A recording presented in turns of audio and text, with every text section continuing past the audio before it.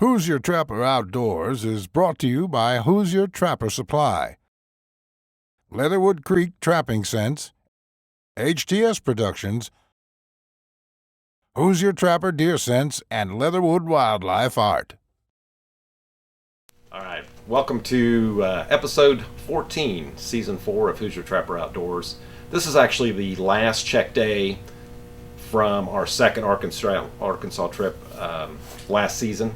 So for the next episode, episode 15, we will have the first check day of this year's Arkansas trip, which was just a month ago, actually. So yeah, it seems like longer than that, but actually just a month ago. And then the final show will be the first check day in Mississippi, which we are leaving for on Thursday morning. So yeah, we're real excited about that. One thing we mentioned too, how that got set up. We've been in the groove of going to Arkansas because if it's broke, yeah, don't fix it if it's working. Yeah, so exactly. But we just wanted to change it up, and a guy hit us up from Louisiana, lived on the state line there, Mississippi, Louisiana, and didn't work out. We already had plans to go to Arkansas. I hit him up this summer, and hey, is that offer still on the table? And he's like, yeah, come on down. And he's set you up in a deer camp. And I said, well, I'll be down in September and kind of check out the property because I'll be down there anyway. I usually go down there alligator fishing with Big Mike. You might know him from season 1 of Swamp People. He's been on there. But we just go around and pick up some gators. And he came up and picked me up one day. Went and ate some good food, which you're going to find that everywhere if you like seafood. Ate some good food, went up and checked out the property. Lee kind of introduced me some private guys, private property owners, along with some public ground all mixed in, and it just looked perfect. I mean, yeah, we're high expectation. I called Charlie and I was like, man, we got to get down here. Yeah. Me and Lee were just riding around and I was in heaven. You could see tracks and signs, and so high hopes. Hopefully it all comes together. But right, and that is exciting, and I gotta. That new geography is the challenge, and I really like that. So, and going to a place we haven't been to before, so yeah, it's got several levels of excitement to it. So, but anyways, we're looking forward to it. I sent a email to a fellow yesterday, and he was saying, "Oh, that kind of makes me want to go south," because he'd been watching this online, and I said, well, fur's not worth much wherever you catch it, so you might as well go to where the weather's nice. So, exactly. Instead of chopping through ice. So, anyways, so yeah. See how it plays out. Arkansas, episode 15, Mississippi on the very final show, episode 16 for this season, and you'll see all the rest of it in season 5.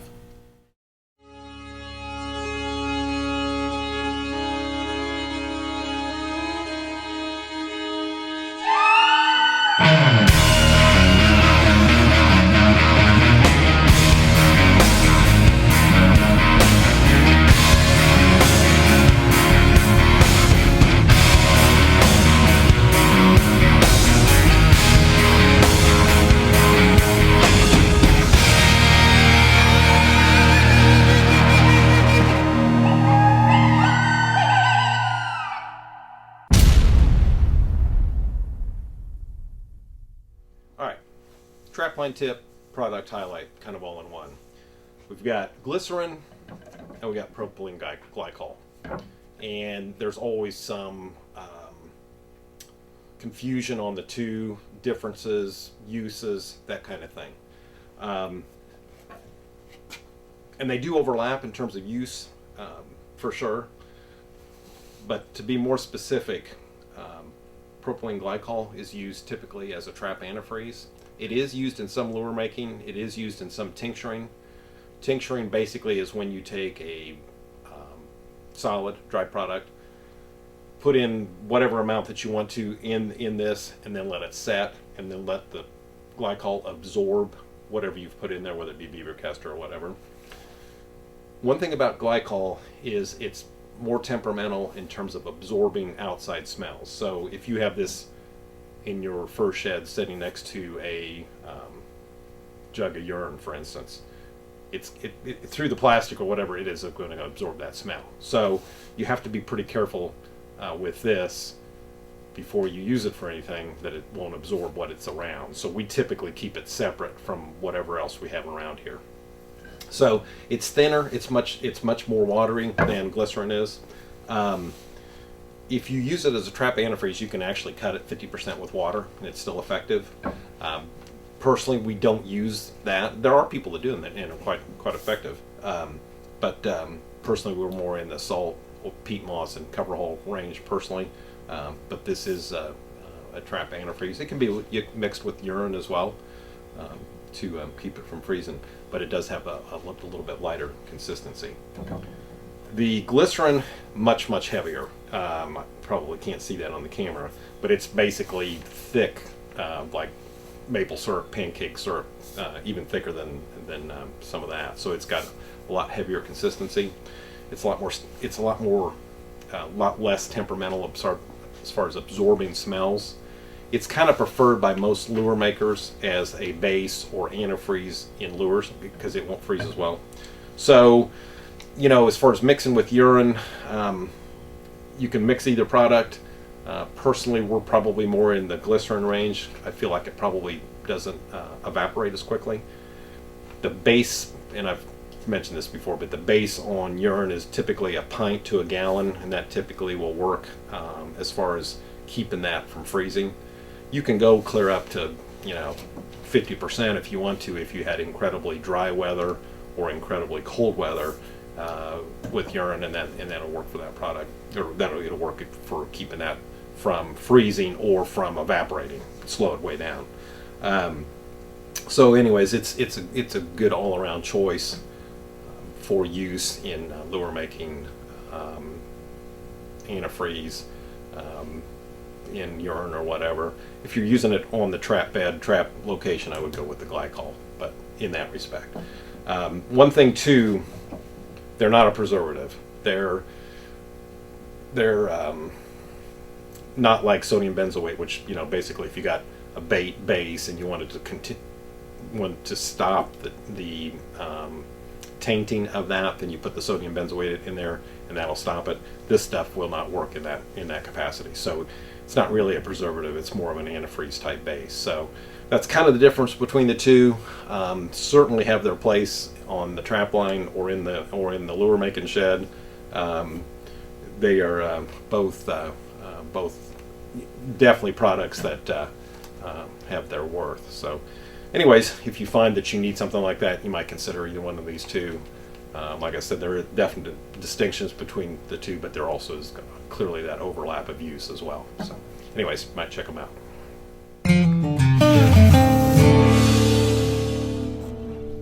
All right, this is check day 10. It's also pulling traps day.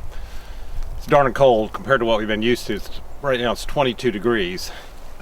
Most traps that we're pulling are functioning, and we had 13-14 hours of solid rain. So some of them got a little bit of crust of freeze on them, and some of them are, and most of them are functioning just fine. So anyways, had the trap set right here. Caught a gray here about 4 days ago. Trap's gone. I mean, Justin and I mean, we're scouring the area. It's like, where did that thing go? And Justin just happened to see him hiding from us right there in the brush, and he's hiding. It's a gray fox, and he's hiding into that wall right there, which is pretty unusual. And it's right behind the set, and we're out walking all over the place. But anyway, we'll take him. Check day 10, gray fox, 22 degrees. Pulling trap. You know, we get a lot of questions about, you know, why we chose Arkansas and why we kind of consistently come back here. And I mean, there are several reasons, but certainly one of them, towards the top of the list, is this right here. Just, you know, there's not many places that you can go this close to home and have this. So, pretty awesome, pretty beautiful. Loading up old trusty chipmunk here.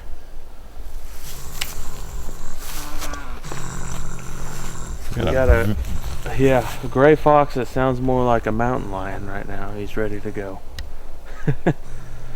Pretty cool location. We've picked up 3 grays and a couple possums. Yeah, on this pine tree alley right here. So. Pretty cool. we're going to take care of him and go pull the rest of the traps. Yep. It's hard to believe with all the rain we have. We've had several traps that I've already pulled that had pretty thick crustal layers, so you kind of wonder if anything can get in them. But that probably didn't happen until later in the evening, so I imagine we got him a little earlier than later. Right. I would say so. So yeah, check day 10, 22 degrees, pulling traps, catching fur. Yep. Well, here's Charlie laying on the floor on the ground. If you see this set right here, you know what the problem is.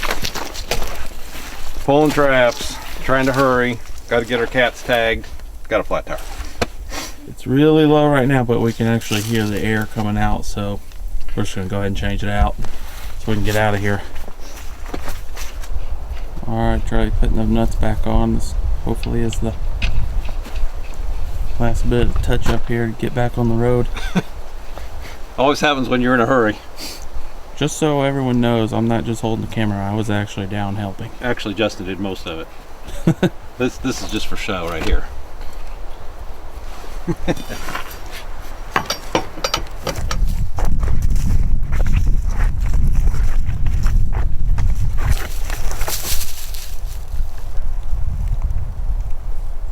All right, hey, check day 10. Got a coyote here, pulling traps and shooting coyotes. So we'll take it. Pretty cool day.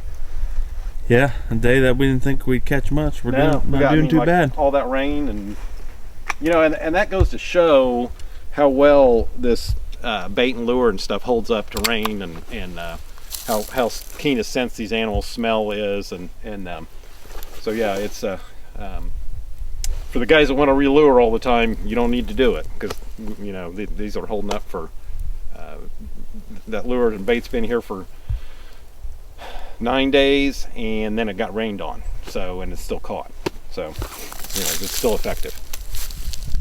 All right, 10th day, final day, pulled all the traps, 2 gray fox and a coyote, and I think those were kind of a gift almost. Yeah, we're surprised we got anything really with the circumstances and everything, so much. This is pretty good. Yeah, like we said, 13-14 hours of straight rain, then cold weather. A lot of the traps were still functioning pretty well, so I was surprised. Yeah. We do a lot of times we'll sift with dirt and everything, but we'll still use that core cover of cover hulls, the buckwheat hulls, and that definitely makes a big difference when you're in the scenario that we were in last night. The rest of the week, no, it wasn't necessary, but last night it certainly did. So it's been a fast trip and been a lot of fun. It's been a blast. Had a great time. We love coming here. I think it's 16 coyotes, 3 bobcats, 22 gray fox, 2 coons, 3 possums. 3 possums for the 10 check days. So I'm real pleased with that. National Forest, public ground. So definitely real pleased with that. So. Yep, it's been an awesome trip. Thanks for watching, and make sure one thing we don't mention that often is follow us on Facebook, Instagram. We recently just got a Twitter. Right. And we appreciate everyone that's already on there following us and spreading, sharing our photos and whatever, spreading the word. So we definitely appreciate that. So another thing too, clearly we do this, we make the Leatherwood line of lure and bait, the Top Dog Predator bait and all the Leatherwood lures.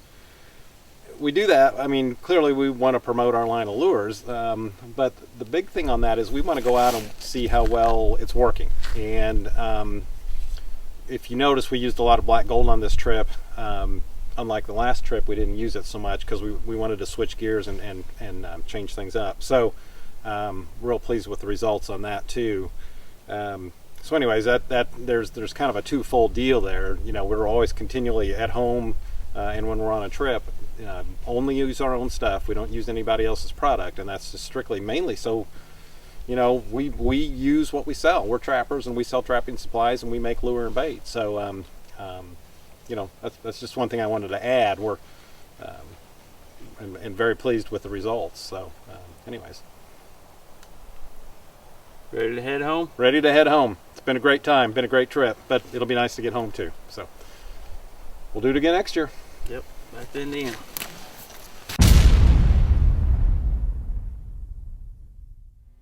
All right, for this segment, question and answer segment, we get a lot of questions about where to shoot the animals, and we don't show that online.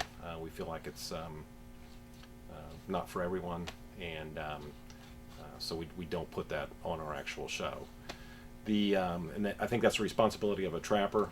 You know, what you put out there is out there for everyone to see. So, you know, that's just something that doesn't need to be on there.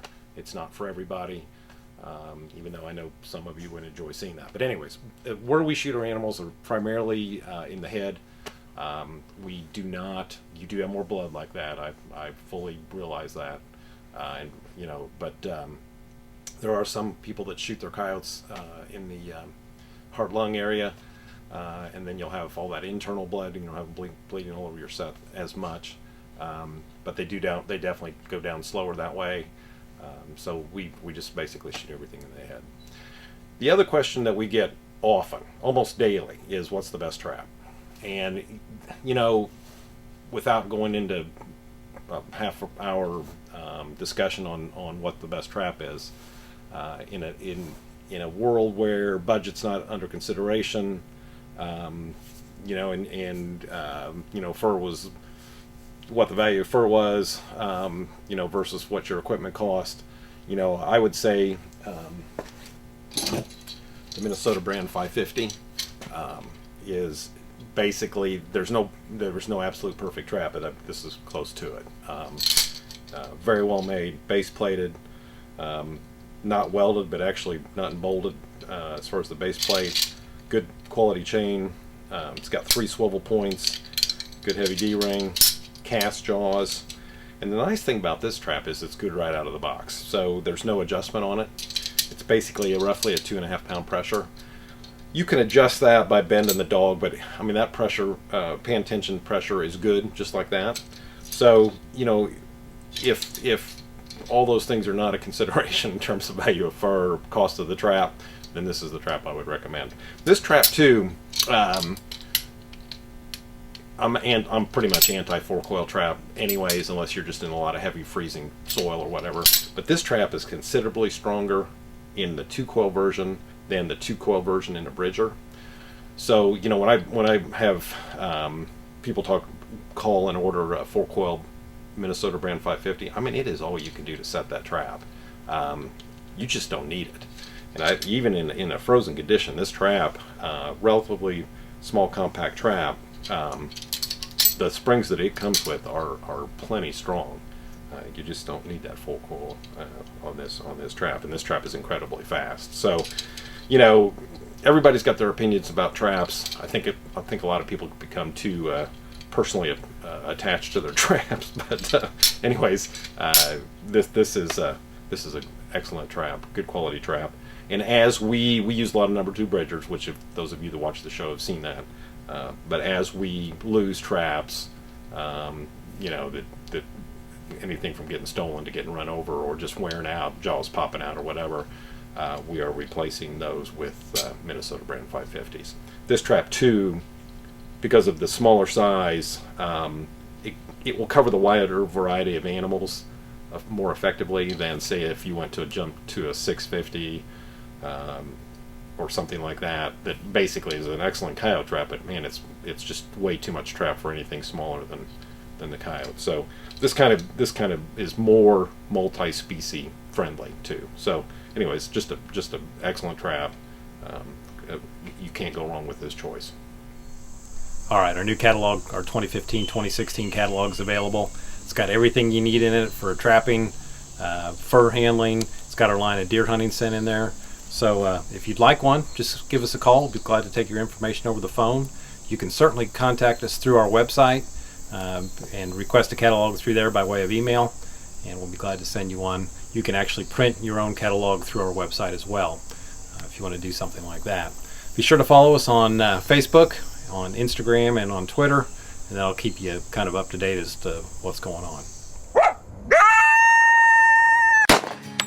Join us us on February 19th for an all-new episode of Who's Your Trapper Outdoors.